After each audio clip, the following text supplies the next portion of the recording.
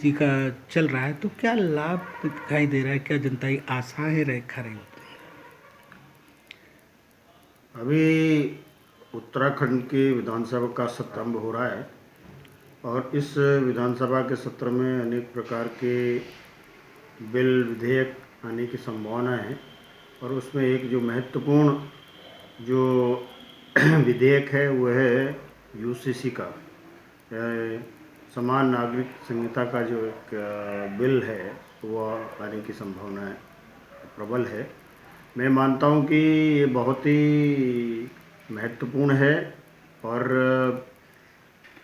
पूरे देश में उत्तराखंड राज्य ये पहला राज्य बनेगा जो इस प्रकार का यूसीसी का एक तरह से बिल लेकर के आएगा।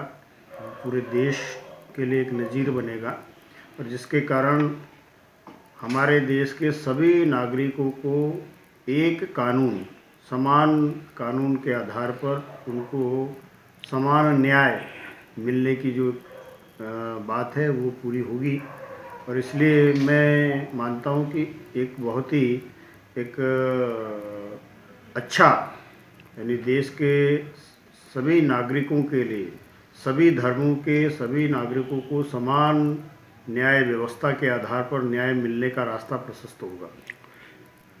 सर, यदि बात की जाए मोदी सरकार की, तो मोदी सरकार ने 3 वादे जो उत्तराखंड की जोड़ा जाए तो नरेंद्र मोदी जी ने और भारतीय जनता पार्टी ने जो जो कहा था, जो कहा वो सब किया है। हमने अपने घोषणा पत्र में जिन बातों को कहा था वो सारी बातें पूरी की, चाहे धारा 370 की बात हो, 35A की बात हो और अयोध्या के अंदर भव्य श्री राम मंदिर के निर्माण की बात हो। हम लोग बार बार कहते थे कि रामलला हम आएंगे मंदिर वहीं बनाएंगे, रामलला हम आएंगे मंदिर भव्य बनाएंगे।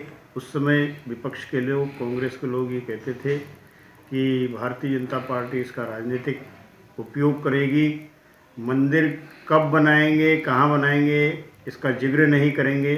और आज हम गर्व के साथ कह सकते हैं कि आज यह काम पूर्ण होते हुए हम लोगों ने 22 तारीख को देखा है।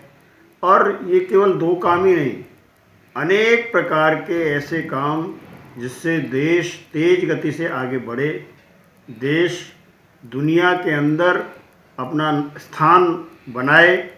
आज ऐसे तमाम प्रकार के काम, जनता के हित के काम आज मोदी जी के द्वारा हो रहे हैं। विकसित भारत बनाने के लिए मोदी जी दृढ़ संकल्प होकर के जिस प्रकार से पिछले 10 वर्षों में उन्होंने काम किया है, आने वाले दिनों में आज अपनी अर्थव्यवस्था को दुनिया की तीसरी अर्थव्यवस्था बनाने के लिए दृढ़ निश्चयी हैं। मैं मानता हूं कि 2024 का यह लोकसभा का चुनाव पिछले बार से ज़्यादा बहुमत के साथ मोदी जी जीत करके आएंगे और तीसरी बार देश के प्रधानमंत्री बनेंगे और भारत को दुनिया की तीसरी अर्थव्यवस्था बनाएंगे। यह पूर्ण विश्वास आज चारों ओर दिखाई देता है। सर, यदि आपका स्वास्थ्य से जुड़ा है, मतलब मिला हुआ है, तो स्वास्थ्य की बात की जाए तो किस तरह के यहाँ पर लाभ पहुँच रहे हैं? स्वास्थ्य, सभी नागरिकों का स्वास्थ्य ठीक रहे, उत्तराखंड के सभी नागरिकों को स्वास्थ्य की उत्तम सुविधाएं प्राप्त हों और सरलता से, सुगमता से वो सुविधाएं उनको प्राप्त हों, इसके लिए प्रदेश की सरकार और केंद्र की सरकार पूरी दृढ़ता से काम कर रही है। जहां एक तरफ उसमें जो मूलभूत आवश्यकताएं हैं उनको पूरा किया जा रहा है, वहीं वहाँ जिस प्रकार के भी, चाहे हमको डॉक्टर्स की कमी को पूरा करना है या पैरामेडिकल स्टाफ है, नर्सिंग स्टाफ है, उसकी पूर्ति करने का विषय है, इन सब कामों को पूरा करने के लिए सरकार काम कर रही है। अभी सरकार ने बड़ी मात्रा में नर्सिंग अधिकारियों की नियुक्ति की है। आने वाले दिनों में अभी इतने ही नर्सिंग अधिकारी नियुक्त होने वाले हैं, एएनएम की नियुक्ति होने वाली है, फार्मासिस्ट की नियुक्ति करने वाले हैं, डॉक्टर्स की हम नियुक्ति करने वाले हैं और हर स्तर पर जो टेक्नीशियन हैं, लैब टेक्नीशियन से लेकर के ओटी टेक्नीशियन तक सारे टेक्नीशियंस की नियुक्ति होने वाली है।